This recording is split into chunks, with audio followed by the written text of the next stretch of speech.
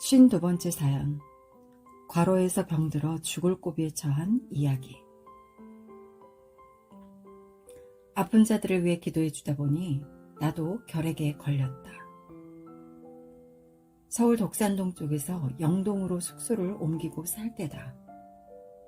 1982년 당시 교회는 배수빈 목사의 부모가 500만 원을 빌려줘서 삼성동 영동대로 쪽 코엑스 앞에 있는 건물 지하를 전세로 얻어 이사했다.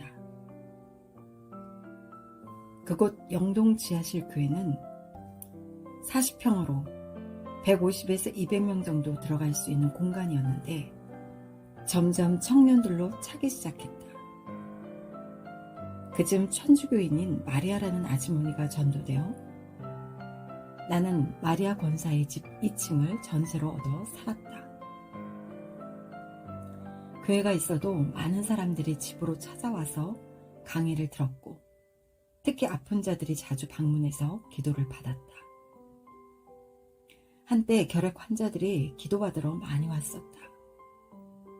그런데 기도해 주다 보니 결핵이 내게 얼마 예사롭지 않게 생각되었다. 그러던 중 지방순회를 가게 되었고 전주순회를 마치고 군산에 갔는데 군산의 한 대학생이 자기 아버지가 병원 원장이라고 하면서 선생님 건강검진 한번 받아보세요 했다. 그 학생의 아버지는 교인이 아니었다. 학생의 권유로 병원에 가서 검진을 받아보니 폐가 안 좋아져서 폐결핵 2기를 넘어섰다고 했다. 하지만 약을 먹으면 나으니 걱정하지 말라고 하며 약을 한 보따리 챙겨주었다. 성령의 감동과 예수님의 말씀대로 매일 2시간씩 운동을 했다. 순회를 마치고 서울로 돌아와서 그때부터는 아픈 사람 중에서 결핵 환자를 분별해서 만났다. 그리고 기도했다. 하나님, 내가 아프니 이 약을 지어주신 것을 깨닫고 알았습니다. 그러나 약 안 먹고 낫고 싶습니다. 하고 간구했다. 이에 성령께서 감동을 주시고 또 예수님도 말씀하시기를 그러면 운동을 하여라 하셨다. 그때는 하루에 새벽 설교를 70번씩 할 때였다. 이 말은 들어도 아마 이해가 안 될 것이다. 구체적으로 말하자면 교인들 순번을 정한 후 새벽 3시부터 직장에 가기 전까지 이 사람에게는 1분에서 3분까지 또 저 사람에게는 4분에서 6분까지 또 다른 사람에게는 7분에서 9분까지 전화로 계속 설교해 준 것이다. 자기 차례에 전화를 받으면 나는 말씀을 전해 주었다. 그때만 해도 인터넷이 설치되지 않은 때라 전화로 하나하나 말씀을 전해줬던 것이다. 이같이 나는 매일 새벽 3시부터 아침 8시까지 전화기를 잡고 70명에게 설교를 해줘야 했다. 또 낮에 찾아오는 자들에게도 쉬지 않고 강의해 주었다. 그러다 보니 몸이 약해지고 면역성이 떨어졌다. 점점 과로가 누적되어 수시로 누워 잠을 자곤 했다. 그러다가 결핵 환자로 인해 병이 내게도 전염됐던 것이다. 그때 폐 사진을 찍어보니 폐 하나가 색깔이 부연하게 안개처럼 보였다. 폐는 까매야 되는데 균이 침범하여 흰색으로 변한 것이다. 결국 성령님도 예수님도 말씀하시기를 아침 6시에서 8시까지는 시간을 줄 테니 그때 운동장에 나가서 축구도 하고 조깅도 하여라 하셨다. 그 후로 매일 2시간씩 시간을 얻고 무조건 그 시간에는 운동장으로 나가서 뛰었다. 집 옆에 학교 삼성동 언주중학교에 가서 운동장을 10바퀴씩 뛰었다. 말씀 들어온 자들과 축구도 하고 또 나와 한 집에 사는 운전사와 같이 뛰기도 했다. 하늘의 방법으로 폐가 회복되었고 그때부터 섭리사에 축구 부흥을 일으키게 되었다. 그렇게 3개월을 운동한 후 다시 지방순회가 있어서 또 군산에 갔다. 전에 갔던 그 병원에 가서 폐 사진을 찍어보니 폐가 아주 좋아졌다고 하면서 이제는 건강이 거의 회복됐다고 했다. 그 의사가 약을 더 준다고 하기에 약은 안 먹고 운동하겠다고 했다. 그리고 솔직히 말하기를 실상은 그동안 약을 하나도 먹지 않고 운동만 하고 기도만 했다고 했다. 그랬더니 그 의사는 약을 먹어도 이렇게 빨리 못 나아요.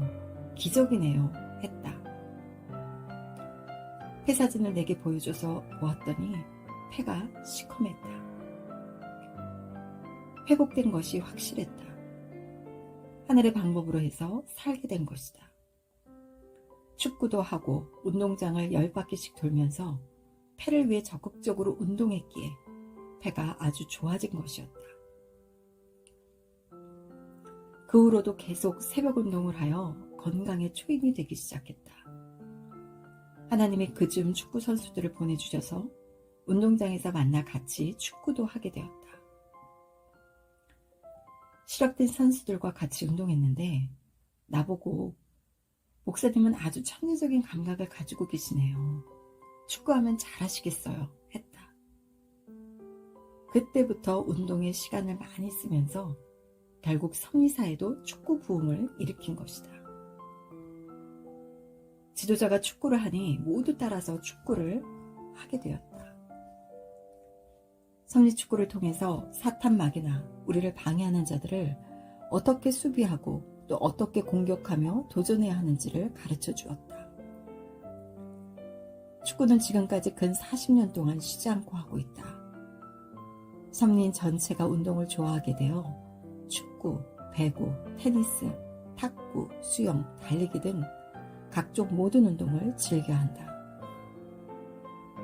이로써 육적 체력, 영적 체력을 만들었고 섭리 역사를 축구하듯이 조직해서 펴나갔다. 그리고 축구하면서 많은 생명들을 전도하게 되었다. 어느 때는 공설 운동장을 빌려서 축구 행사를 하면 그 축구 경기를 구경하러 온 자들이 연결되어 수천 명씩 전도되었다. 하나님이 이같이 운동 예술과 신앙으로 섭리해 오신 것이 확실하다.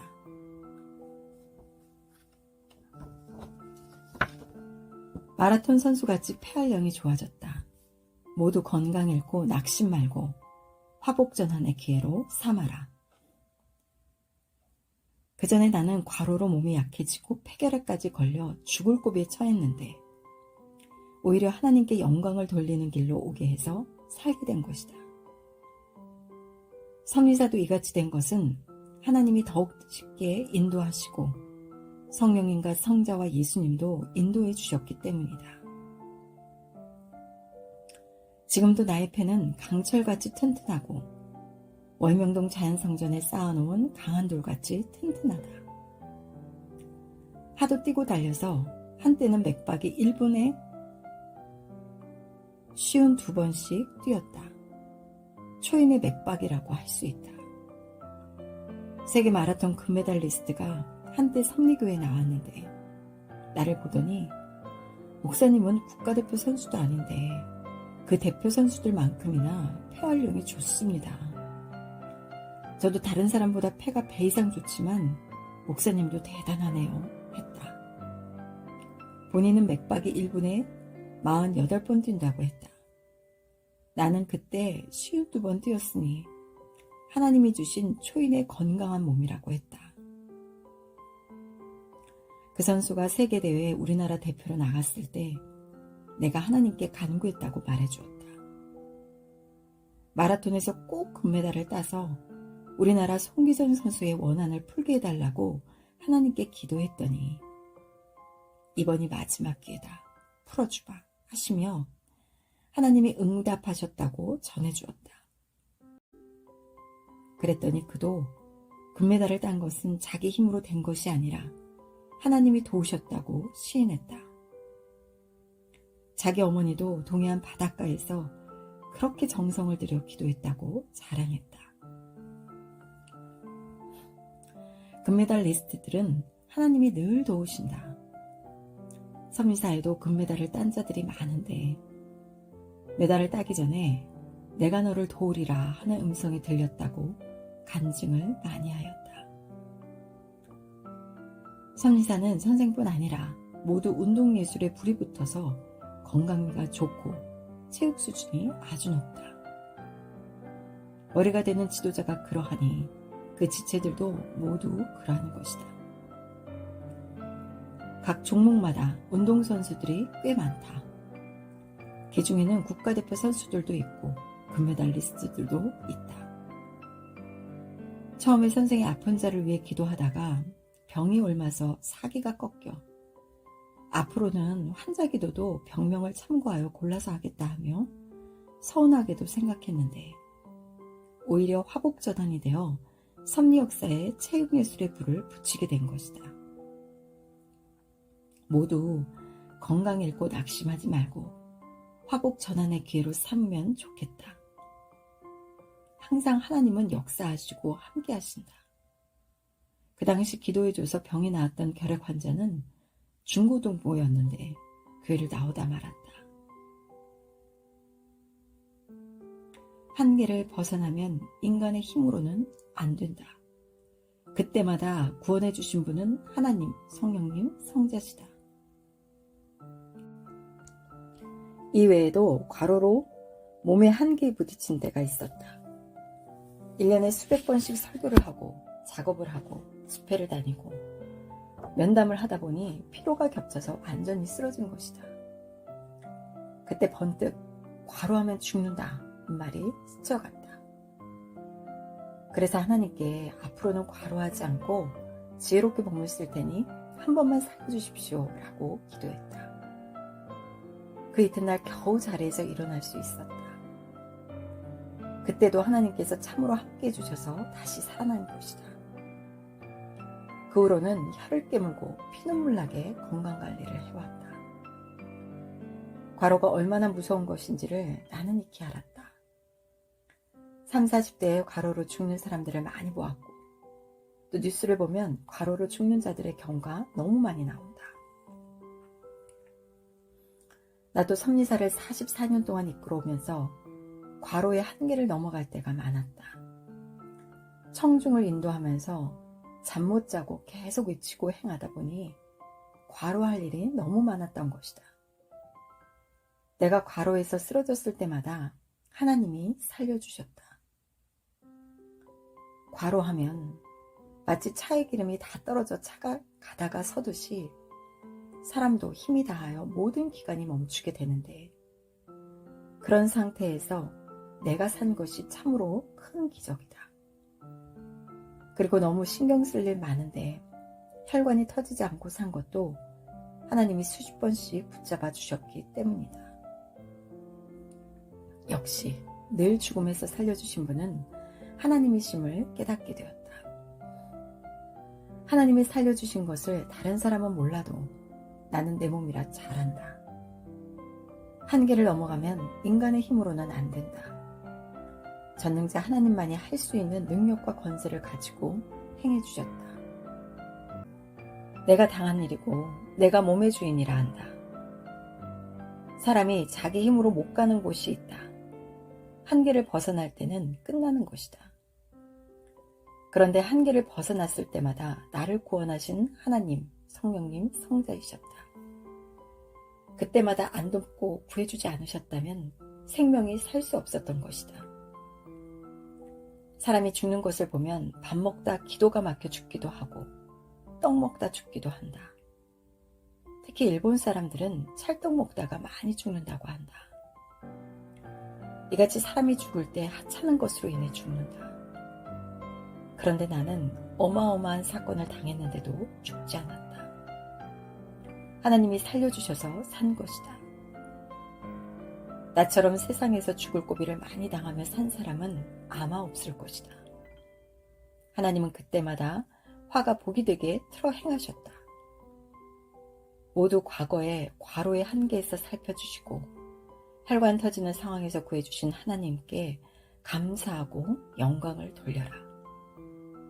그리고 육과 같이 영도 죽음의 한계에 처했을 때 구하여 살리셨음을 깨닫고 하나님을 믿고 사랑하며 살기를 바란다.